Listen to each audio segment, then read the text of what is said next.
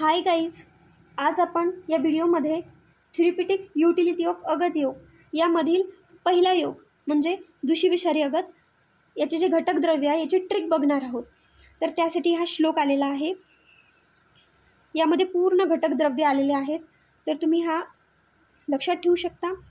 तर पिंपल्यो ध्यामक मानसी म्हणजे जटामानसी, लोध्र मेला म्हणजे लोध्र एला, सुवर्चिका, कुटनट, नथ, पुष्ट, यष्टी, चंदन आणि गैरिक। तर हे काही त्यामध्ये पूर्ण जे आपले 11 घटक आहेत याचे याच्यामध्ये नाव आलेले आहेत।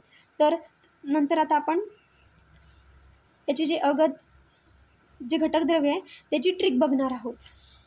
तर ट्रिक आहे पिंपली ध्यान से जटा लो, पिंपली ध्यान से जटा लो। तर पहिल्या ज्या ओळीमध्ये जी ट्रिक आहे ती आहे पिंपली ध्यान से जटा लो। तर पहिल्या ओळीमध्ये पिंपली, पिंपलीमध्ये म्हणजे पिंपली, ध्यान, ध्यान म्हणजे ध्यामक, ध्यामक, जटा, जटा म्हणजे जटामानसी। इथे लो जो आहे हा लोध्र, लो म्हणजे लोध्र।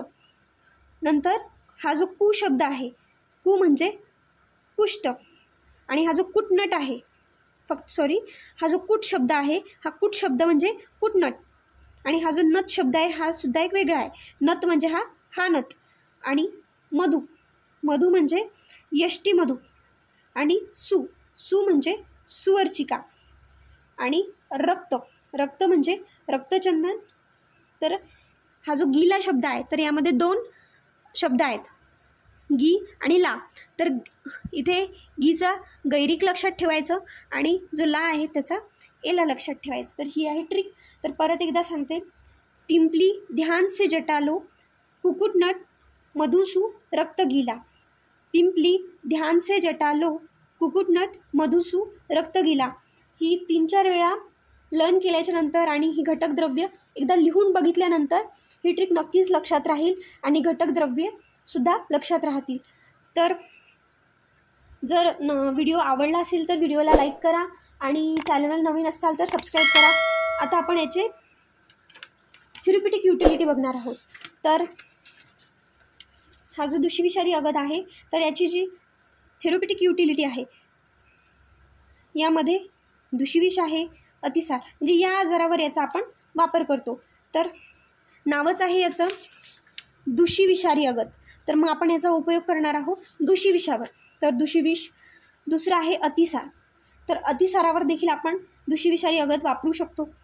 नंतर आहे वमन, तर वमनावर देखील आपण याचा उपयोग करू शकतो। नंतर आहे मोह, तर मोहावर देखील आपण याचा उपयोग करू शकतो। त्याचबरोबर इथे दुष्योदर, तर दुष्योदरवर देखील आपण दुषी-विषारी अगताचा उपयोग करू शकतो। मूर्छा, अरोचक, पिपासा याही आजारावर आपण दुषी-विषारी अगत वापरात आणू शकतो। तर ही ट्रिक होती दुषी-विषारी अगतची। जर तुम्हाला याचा स्क्रीनशॉट काढायचा असेल तर तुम्ही काढू शकता। तर जर व्हिडिओ आवडला असेल तर व्हिडिओला लाईक करा आणि हा व्हिडिओ शेअर करा आणि चॅनलला सबस्क्राईब करा। थँक्यू।